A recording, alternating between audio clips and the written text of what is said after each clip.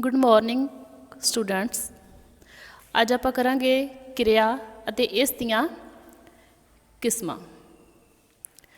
ਕਿਰਿਆ ਕਿਸੇ ਵੀ ਵਾਕ ਵਿੱਚ ਹੋਣੀ ਬਹੁਤ ਹੀ ਜ਼ਰੂਰੀ ਆ। ਕਿਰਿਆ ਤੋਂ ਬਿਨਾਂ ਕੋਈ ਵੀ ਜਿਹੜਾ ਵਾਕ ਆ ਉਹ ਅਧੂਰਾ ਲੱਗੂਗਾ। ਜਿਵੇਂ ਮੈਂ ਉਦਾਹਰਨ ਦੇਵਾਂ ਕਿ ਮੈਂ ਪੜ੍ਹਾ ਰਹੀ ਹਾਂ। ਪੜ੍ਹਾਉਣਾ ਕੀ ਹੈ? ਇੱਕ ਕਿਰਿਆ। ਜੇ ਮੈਂ ਇਕੱਲਾ ਹੀ ਬੋਲਾਂ ਮੈਂ ਰਹੀ ਹਾਂ, ਉਸ ਤੋਂ ਨਾ ਹੀ ਕੋਈ ਮਤਲਬ ਸਮਝ ਆਊਗਾ, ਉਹ ਪੜ੍ਹਨ ਸੁਣਨ ਵਾਲੇ ਨੂੰ ਵੀ ਸਹੀ ਨਹੀਂ ਲੱਗੂਗਾ।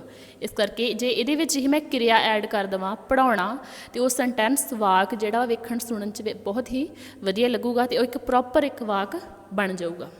ਠੀਕ ਹੈ। ਅਤੇ ਇਸ ਕਰਕੇ ਸਭ ਤੋਂ ਪਹਿਲਾਂ ਆਪਾਂ ਕਰਾਂਗੇ ਕਿਰਿਆ ਦੀ ਪਰਿਭਾਸ਼ਾ। ਉਹ ਸ਼ਬਦ ਜਿਨ੍ਹਾਂ ਤੋਂ ਕਿਸੇ ਕੰਮ ਦੇ ਹੋਣ, ਕਰਨ ਜਾਂ ਵਾਪਰਨ ਬਾਰੇ ਪਤਾ ਲੱਗੇ ਜਾਂ ਵਾਪਰਨ ਬਾਰੇ ਕਾਲ ਸਹਿਤ ਪਤਾ ਲੱਗੇ, ਉਸ ਨੂੰ ਕਹਿੰਦੇ ਆ ਕਿਰਿਆ। ਠੀਕ ਹੈ। ਕਿਰਿਆ। ਇਸ ਕਰਕੇ ਕਿਸੇ ਕੰਮ ਦੇ ਹੋਣ ਜਾਂ ਵਾਪਰਨ, ਉਸ ਦੇ ਘਟਨਾ ਘਟਣ ਬਾਰੇ ਪਤਾ ਲੱਗੇ। ਕਾਲ ਸਹਿਤ, ਕਾਲ ਭਾਵ ਸਮੇਂ ਸਹਿਤ। ਆਪਾਂ ਪੜ੍ਹਿਆ ਸੀ ਕੱਲ੍ਹ, ਕਾਲ ਸਮਾਂ ਟੈਂਸ। ਕਿਸੇ ਵੀ ਵਾਕ ਦੇ ਹੋਣ ਦੇ ਸਮੇਂ ਦਾ ਪਤਾ ਲੱਗੇ।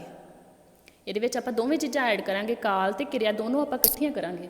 ਜਿਵੇਂ ਪੜ੍ਹਦਾ ਹੈ, ਪੜ੍ਹਨਾ ਇੱਕ ਕੀ ਆ? ਕਿਰਿਆ। ਅਤੇ ਹੈ ਇੱਕ ਜਿਹੜਾ ਵਾ ਉਹਦੇ ਕਾਲ ਨੂੰ ਦਰਸਾਉਂਦਾ, ਉਸਦੇ ਸਮੇਂ ਨੂੰ ਦਰਸਾਉਂਦਾ ਕਿ ਉਹ ਵਰਤਮਾਨ ਸਮੇਂ ਵਿੱਚ ਉਹ ਚੀਜ਼ ਹੋ ਰਹੀ ਹੈ। ਜਿਵੇਂ ਕਿ ਮੈਂ ਪੜ੍ਹਾ ਰਹੀ ਹਾਂ, ਕੀ ਆ? ਇੱਕ ਵਰਤਮਾਨ ਸਮਾਂ। ਅੱਗੇ ਖਾਂਦਾ ਸੀ, ਇੱਕ ਪਾਸਟ ਸਮੇਂ ਨੂੰ ਦਰਸਾਉਂਦਾ। ਖਾਂਦਾ ਇੱਕ ਕਿਰਿਆ ਵਾ। ਸੀ ਉਹਦੇ ਕਾਲ ਨੂੰ, ਸਮੇਂ ਨੂੰ, ਟੈਂਸ ਨੂੰ ਦਰਸਾ ਰਿਹਾ ਹੈ। ਖੇਡੇਗਾ, ਖੇਡਣਾ ਤਾਂ ਇੱਕ ਕਿਰਿਆ ਹੋ ਗਈ, ਪਰ ਗਾ, ਖੇਡੇਗਾ ਕਿਹਦੇ ਵਿੱਚ? ਇਨ ਫਿਊਚਰ, ਭਵਿੱਖ ਵਿੱਚ ਖੇਡੇਗਾ। ਆਇਆ, ਆਇਆ ਸੀ ਜਾਂ ਆਇਆ, ਪਾਸਟ ਵਿੱਚ ਉਹ ਆਇਆ।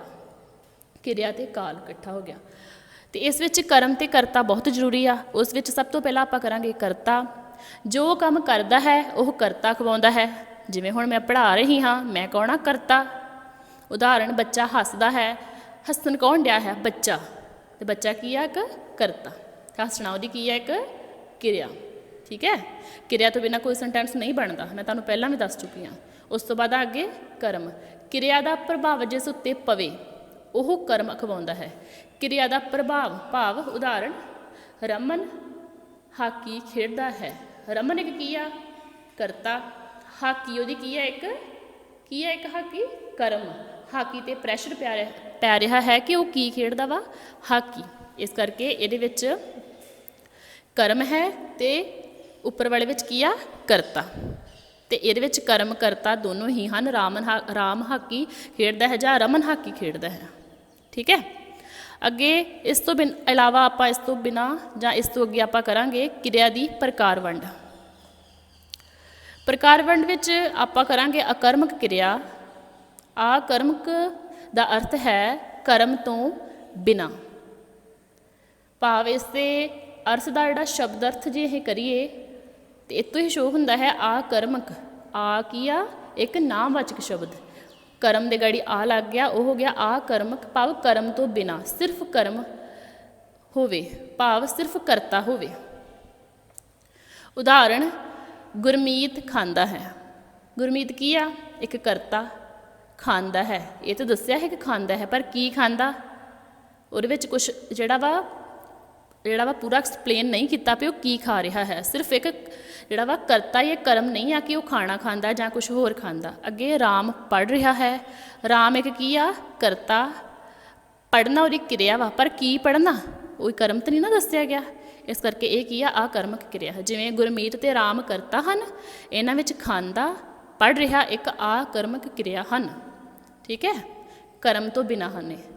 ਅੱਗੇ ਆਪਾਂ ਦੂਸਰੇ ਨੰਬਰ 'ਤੇ ਕਰਾਂਗੇ ਸਾਕਰਮਕ ਕਿਰਿਆ। ਸਾਕਰਮਕ ਤੋਂ ਭਾਵ ਹੈ ਕਰਮ ਸਹਿਤ। ਉੱਪਰ ਆਪਾਂ ਕੀਤਾ ਹੈ ਕਰਮ ਰਹਿਤ, ਹੋਣਾ ਕਰਮ ਸਹਿਤ। ਇਸ ਵਿੱਚ ਕਰਮ ਅਤੇ ਕਰਤਾ ਦੋਵੇਂ ਹੋਣ। ਕੰਮ ਕਰਨ ਵਾਲਾ ਅਤੇ ਜੋ ਕੰਮ ਕਰ ਰਿਹਾ ਹੈ ਉਹ ਵੀ ਹੋਵੇ। ਜਿਵੇਂ ਉਦਾਹਰਣ, ਰਵੀ ਖਾਣਾ ਖਾਂਦਾ ਹੈ। ਰਵੀ ਇੱਕ ਕੀ ਆ? ਕਰਤਾ। ਅਤੇ ਖਾਣਾ ਕੀ ਆ? ਕਰਮ। ਜੇ ਆਪਾਂ ਇਕੱਲਾ ਕਰੀਏ ਰਵੀ ਖਾਂਦਾ ਹੈ, ਉਹ ਫਿਰ ਆਕਰਮਕ ਕਿਰਿਆ ਬਣ ਜਾਣੀ ਸੀ, ਪਰ ਇੱਥੇ ਖਾਣਾ ਸ਼ਬਦ ਪਾ ਕੇ ਆਪਾਂ ਕੀ ਨੂੰ ਬਣਾ ਦਿੱਤਾ ਹੈ? ਸਾਕਰਮਕ ਕਿਰਿਆ। ਅੱਗੇ ਆ ਫੁੱਟਬਾਲ ਖੇਡਦਾ ਹੈ ਕੌਣ? ਮੁੰਡੇ। ਮੁੰਡੇ ਫੁੱਟਬਾਲ ਖੇਡਦੇ ਹਨ। ਮੁੰਡੇ ਕੀ ਆ? ਇੱਕ ਕਰਤਾ। ਫੁੱਟਬਾਲ ਕੀ ਹੈ? ਇੱਕ ਕਰਮ। ਆਪਾਂ ਕਰਮ 'ਤੇ ਪ੍ਰੈਸ਼ਰ ਪਾਇਆ ਨਾ, ਮੁੰਡੇ ਫੁੱਟਬਾਲ ਖੇਡਦੇ ਹਨ। ਜਿਵੇਂ ਆਪਾਂ ਕੀਤਾ ਹੈ ਕਿ ਕਰਮ 'ਤੇ ਪ੍ਰੈਸ਼ਰ ਪਾਇਆ ਜਾਂਦਾ। ਕਰਮ 'ਤੇ ਹੁਣ ਆਪਾਂ ਪ੍ਰੈਸ਼ਰ ਪਾ ਰਹੇ ਹਾਂ, ਫੁੱਟਬਾਲ 'ਤੇ तो ये की बन गया सा कर्मक क्रिया, अगे रवि करता है, खाना कर्म है। मुंडा जिहड़ा वा जां मुंडे करता हैं तो फुटबॉल की है एक कर्म। इस विच दोवें ही होने जरूरी आ। ते आकर्मक विच कल्ला जिहड़ा वा करता ही हुंदा है, कर्म नहीं हुंदा। यह है क्रिया अते इसदियां किस्मां।